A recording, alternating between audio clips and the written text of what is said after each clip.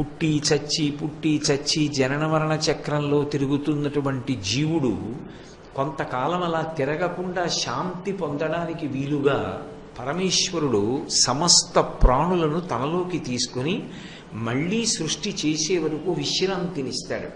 అది పరమకారుణ్యంతో చేసేటటువంటి పని.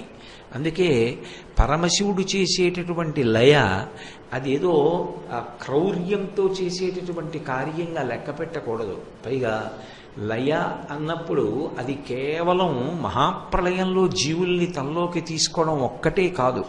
స్వల్పకాలిక ప్రళయము అని ప్రతిరోజు రాత్రివేళ నిద్రాకాలిక సుఖాన్నిచ్చి ఇంద్రియాలన్నిటికీ కూడా మళ్ళీ శక్తినిస్తాడు. అది కూడా సర్వేశ్వరుడైన శివుడు చేసేది.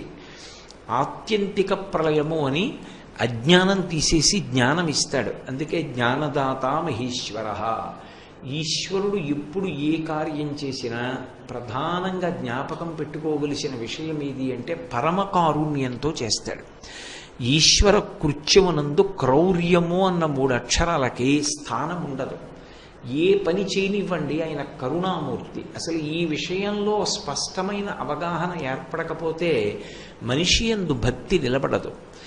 ఏది చెయ్యనివ్వండి, ఆయన చేష్టితము వెనక కేవలము కారుణ్యమే ఉంటుంది. సృష్టి చేస్తాడు. అసలు సృష్టి చేయకపోతే హాయిగా ఏదో ఎక్కడో ఈశ్వరుడితో పడుంటాంగా, ఎందుకు ఈ సృష్టి, ఎందుకు ఈ శరీరం ఎందుకు అనిపిస్తుంది. కానీ శరీరం ఇవ్వకపోతే జీవుడు గత జన్మలలో చేసుకున్న పాపాన్ని ఎలా పోగొట్టుకోవడం? ఈ శరీరం ఉంది కాబట్టి గత జన్మలలో చేసిన పాపం దుఃఖ రూపంలో పోతోంది. మళ్ళీ కొత్తగా పుణ్యం చేసుకోవాలంటే ఈ శరీరం ఉండాలి.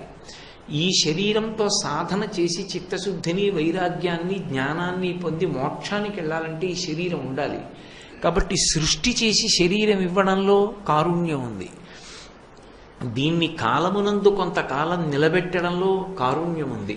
ఇది జర్జరీభూతం అయిపోతుంది. కొంతకాలం అయిపోయిన తర్వాత వృద్ధాప్యం వచ్చి బడలిపోయి శరీరము ఎందుకు ఉపయుక్తము కాదు, జ్ఞాపక శక్తి క్షీణించిపోతుంది. అయినా జీవుడు శిథిల గృహం మీద తన యాజమాన్యాన్ని ఉంచుకున్నట్టు ఇందులో ఉండాలని కోరుకుంటాడు. అప్పుడు ఈశ్వరుడు ఇంకా ఎంతకాలం రా నీకు ఈ అపేక్ష, ఇందులోంచి విడిపించి నీకు వేరొక శరీరాన్ని ఇస్తానని విడిపిస్తాడు.